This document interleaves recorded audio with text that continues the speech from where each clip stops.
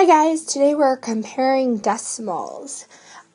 So let's think about what happens when we compare numbers. We're comparing amounts. Let's think about, and I'm going to start with a really easy one, so I'm not purposely trying to insult your intelligence, but let's think about 42 hundredths and 45 hundredths. And when you look, you can see a couple things about these numbers. First of all, there's the same number of place values. I've got a tenth, I've got a hundredth in the 42, and I've got a tenth and a hundredth in the 45. And that's pretty important when we think about comparing them. So let's think then, since we're comparing amounts, what these amounts really kind of look like. So I have a hundredth grid here. There is 10, 20, 30, 40 hundredths, 41, 42 hundredths. Okay? So you can kind of visualize that a little bit. Then over here, 10, 20, 30, that's 40 hundredths, or 4 tenths. You can look at it either way. 1, 2, 3, 4, 5. So when I'm looking at these amounts in a very visual way, I can see that 45 hundredths is greater than. So when I read this statement, I would read 42 hundredths is less than 45 hundredths. And you read it like a number sentence. 42 hundredths is less than 45 hundredths. Okay, so let's look at another example. So let's say I have the decimal 4 tenths, and I want to compare it to 32 hundredths. Well, 32, that's a bigger number than 4, so 32 hundredths must be bigger, right? Well, let's look and see. I know 4 tenths.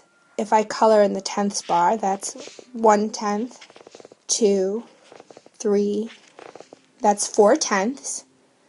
Now let's look at 32 hundredths. 1, 2, 3 hundredths. So pause if you need to, or look back and ask yourself which of these amounts is larger. Hopefully, once you pause the video and you kind of really took a good look at this, you notice that, wait a minute, 32 is not bigger than 4 tenths. Why is that?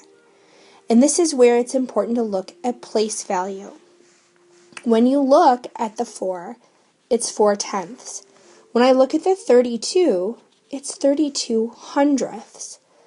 It's kind of apples and oranges. It's a little different to compare the two. So it may be very helpful for you to create both the same amount of place values.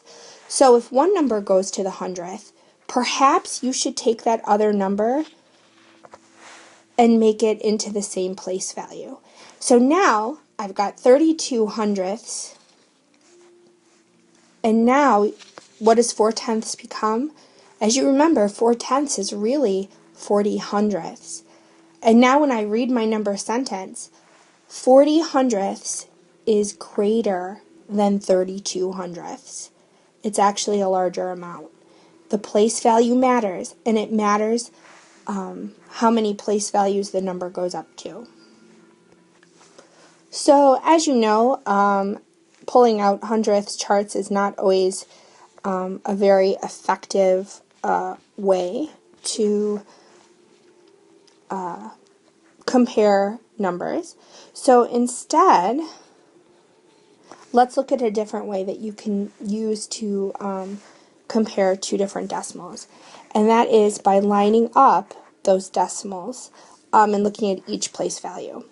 So I'm going to stack these decimals up according to their place value. So my first number is 451 thousandths. And lining it up by the decimal, that means the tenths will go over the tenths, the hundredths over the hundredths, the thousandths over the thousandths. And now I can go through and evaluate each place value one at a time. So let's take a look at the tenths. 4 and 4, same. Let's move on. The hundredths place, right there, there's a difference. And right now, just looking at that place value, I know which number is bigger. The 5 is bigger than the 0.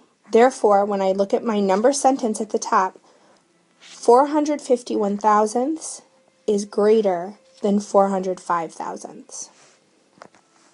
So what about maybe those numbers that don't have the same type of place values? We can still do the same thing. So let's stack those decimals on top of one another so that their place values line up. We're comparing their specific place values. 43 hundredths, 438 thousandths.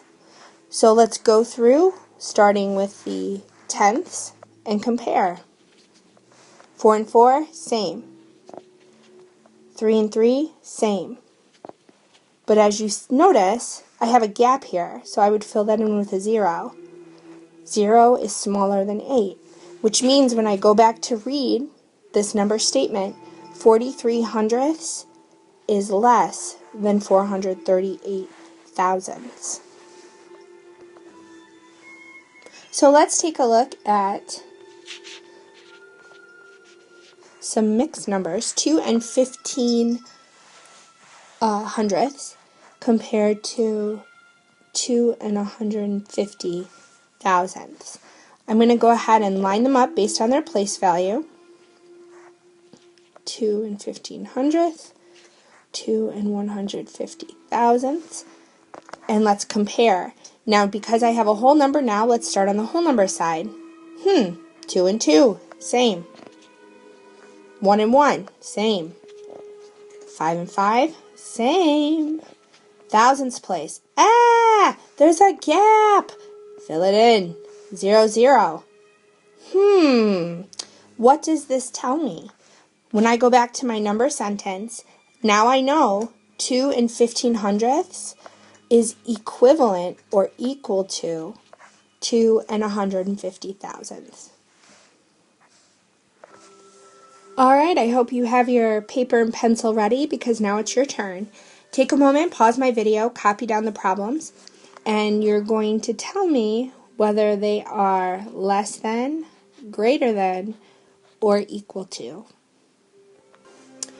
Alright, so taking a look at number 1, I hope you realize you didn't need to go far.